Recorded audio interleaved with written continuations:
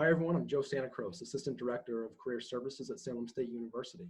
Welcome to our Career Connection series, where we bring experts in to discuss different career topics. Today we're going to be focusing on job searching during the COVID-19 pandemic. And I'd like to welcome our first guest, Junior Delgado.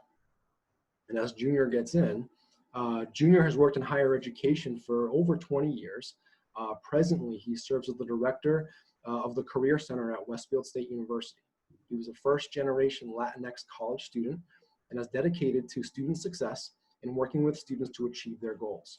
And he's excited to be here today. Junior, thanks for coming in. We appreciate it. Thank you for having me. Super excited to be here today and the opportunity to get to talk with you today, Joe. Awesome. Thanks so much. So we're talking about job searching and COVID-19.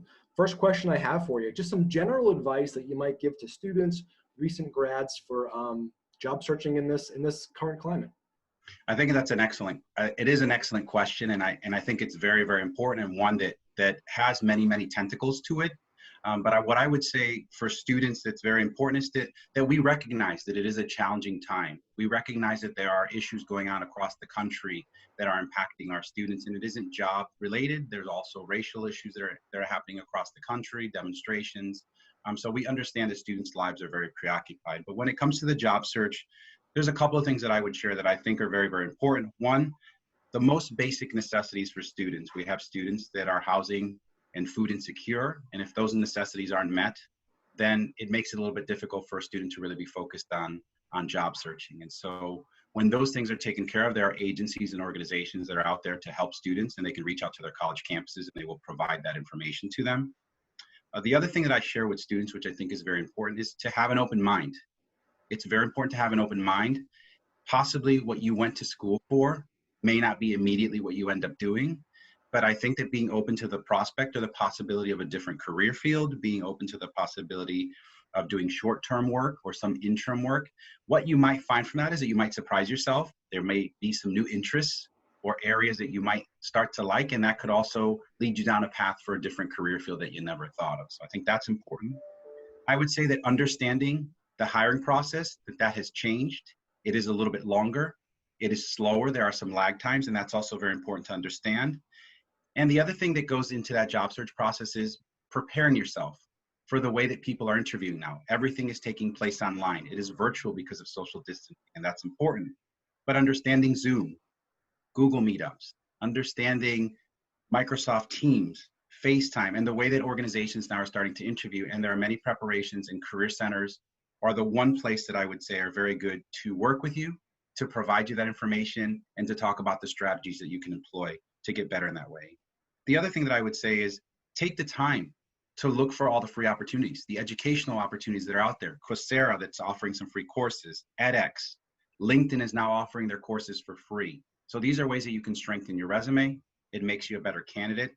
And then I would say is remember to maintain your health and maintain your sanity through this time when it comes to general job search. So those are just some of the strategies that I think are very important for students in this climate to really think about. Great. How do you think someone can really stand out from the crowd, so to speak? As we're talking There's about a lot of different things. Environments. Oh yeah, I think there's a lot of different which ways. And I'll start with two, which I think are really paramount to students today, and especially on your campus as well, I would say, and my campus certainly. Handshake. Great way for students to be able to develop their profile. And the more that your profile is developed, you have a greater chance of being contacted by employers. LinkedIn, without a doubt, I can't say that enough, but that also requires work. These things require a lot of work in terms of developing your profile, inputting your resume, your information. Another area is researching the opportunities very, very closely and taking a look at the job descriptions. Are they going to be a fit? Are they a match? Or are you just applying to apply, which doesn't always necessarily work out? And that's important.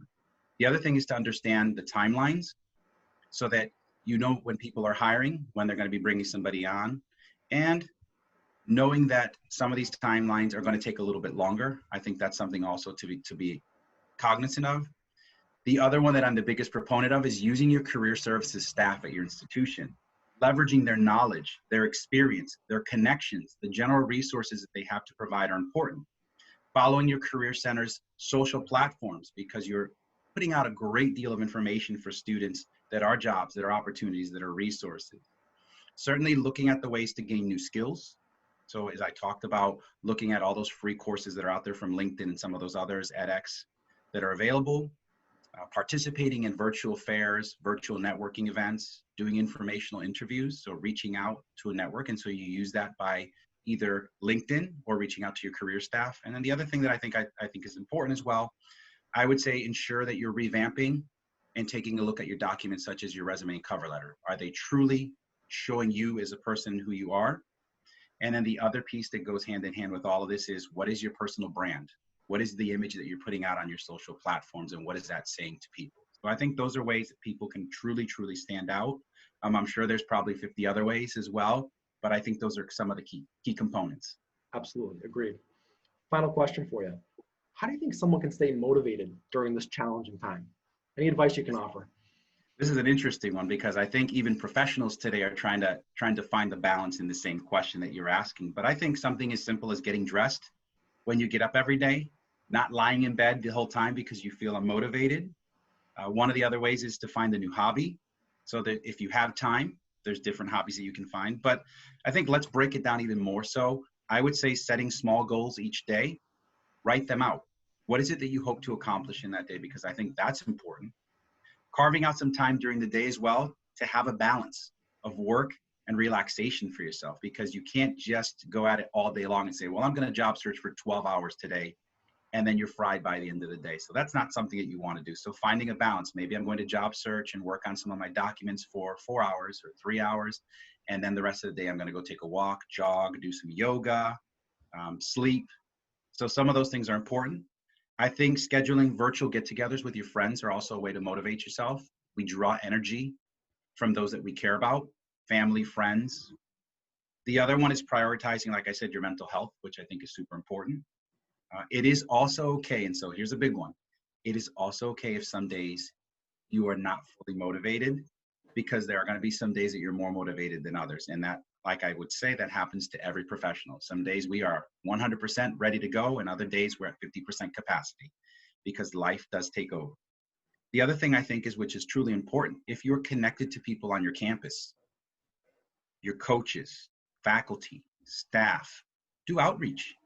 Contact them. They're just as much invested in you as you are in them, and they want to make sure that you're okay. They want to make sure that you're motivated. They want to make sure that you're taking the right steps for your future as you move forward. And then again, here's the biggest one that I would say. If there is something that you are doing and it is working and it's making you feel good and you're highly motivated, continue to do so.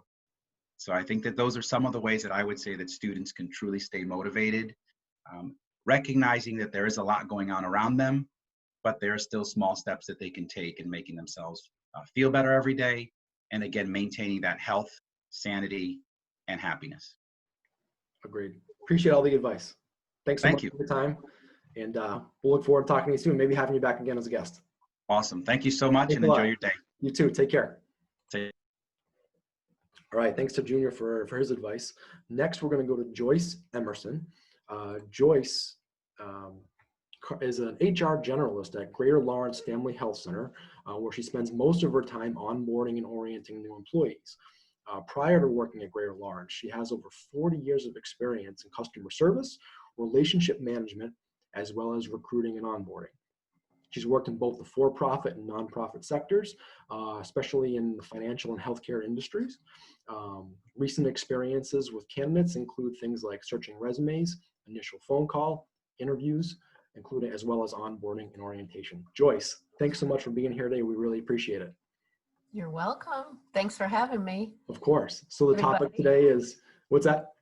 I said, hi, everybody. The topic today is job searching and during the COVID-19 pandemic.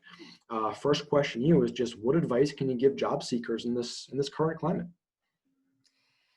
The advice that I have for anyone who's looking is you cannot give up. You need to just do your normal job search that you would do. We're still using the regular social media tools and job boards that you would have always used, particularly LinkedIn. Indeed, very successful, and Monster has come back with some new twists, and they're doing better now too. So we strongly recommend using your regular job boards, and probably the most important thing is networking, and which is what you're trying to help with at your institution. It's really who you know sometimes to crack open a door. And so really important to ask your social contacts, bring your resume with you wherever you go, make sure that you're ready to listen for an opportunity, and they're still out there. So Absolutely. I don't want me to keep talking about standing out from the crowd. Yeah, that's my next question for you. Just, what Okay. advice can you give to really help someone to stand out? Yeah, it's hard, but it's really still back to basics. Your resume, it has to be flawless. It doesn't have to be super fancy, but it has to be flawless. It also has to be flexible. It's really important to look at the job description of the posting that you'd like to, this dream job, even if it's not a dream job. You need to sort of modify your resume to be able to make that hiring manager find you interesting, and they say like, you should say to them, like, give them a reason to hire you. Make yourself stand out by meeting the criteria and maybe something extra. But don't just do a boilerplate resume. Those are, it's just not effective anymore. And I just have notes here because I didn't want to, Sure. but also, yeah, really focus on your like most recent experience, say the past 5 to 7 years. You guys are all just getting started. So then you'll want to talk about maybe some projects that you worked on that were relevant to this job that you're interested in. So everything has to be relevant. Otherwise, the hiring manager, they get thousands of resumes. They're going to just sort of, just keep going through them unless they see something that stands out as a sort of a hot attribute that you might bring to the table. Absolutely. Final question for you. Sure. What advice can you give to job seekers to keep them motivated, during this difficult time? How does someone stay motivated? Given the challenges. I know. I think about that one a lot. One thing that it's just so important to keep a positive attitude, even if you're depressed and scared and everything else. The companies are coming back. They're going to be looking for good employees. They're going to look for people that can be flexible and positive, because you have to be able to sort of push through these bad times. And even though sometimes I feel like I have a terrible attitude because I'm like kind of a wreck and everything's so new and different, we're still persevering, and that's the quality that people are going to look for. You're going to have ideas of how we can do things differently. And you, especially as people who are just getting started in their careers, you have so much to bring to a company, and you can never forget that. They're looking for new ideas, and you'll be the ones that bring them to the table. So I just say, just don't give up and just be very positive. Attitude is everything. It really is. It saved me, I can't tell you how many times. Even if you fake it, you got to have a positive attitude. So. That's right. That's right. Joyce, we really appreciate your time today. Thank you so much. You're so welcome. For taking a few minutes to speak with us.